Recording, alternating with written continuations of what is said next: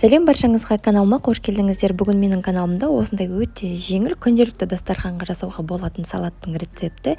Менімен бірге болып видеоны аяғына дейін көріңіздер. Және мені қолдап, менің каналыма тіркеліп қойыңыздар. Алдымен 2 жұмыртқадан блинчик дайындаймыз. 2 жұмыртқаға сүт қосып араластырамыз, аз ғана тұз қосамыз және тағы да жақсылап араластырамыз.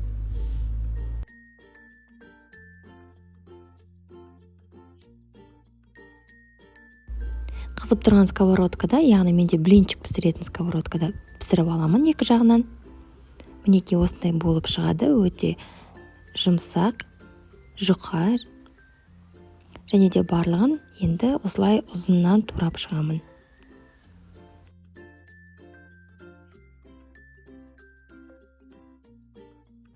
Келесіде 3 бұрыштап тураймын.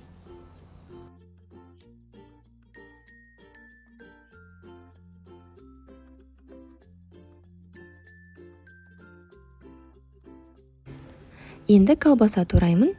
Оны да 3 бұрыш тығып турау қажет болады.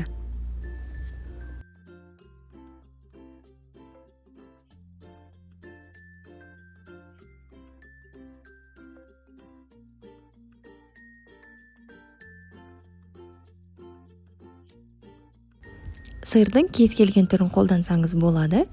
Менде сметанник қарапайым. Оны да 3 бұрыштап тураймын. Жұқарақ болғаны дұрыс.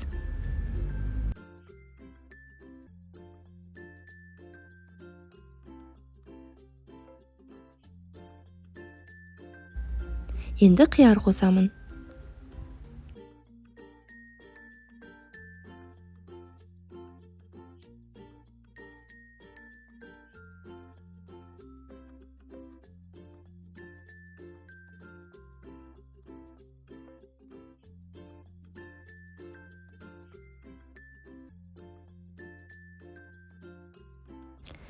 Қызанақты керек емес жерлерінен тазалап аламын, және де сөлі бөлінбеу үшін ішіндегісін де тазалап аламын.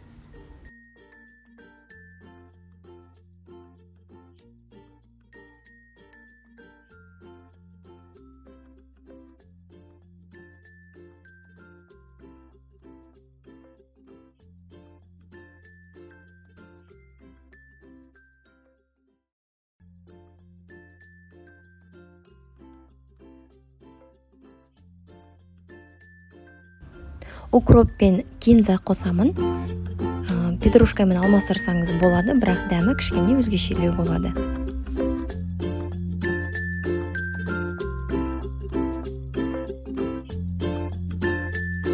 Барлығын бір ыдысқа жинадық.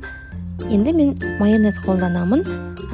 Майонез ұнамаған жағдайда сметанаға тұз, лимон согын қосып, сметана қоссаңыз болады. Араластырамын. Қажетті жағдайда қара бұрыш, қызыл бұрыш болмаса аз ғана тұз қосамын. Енді дәміне қарай өзіңіз қосарсыз. Осымен біздің салатымыз дайын.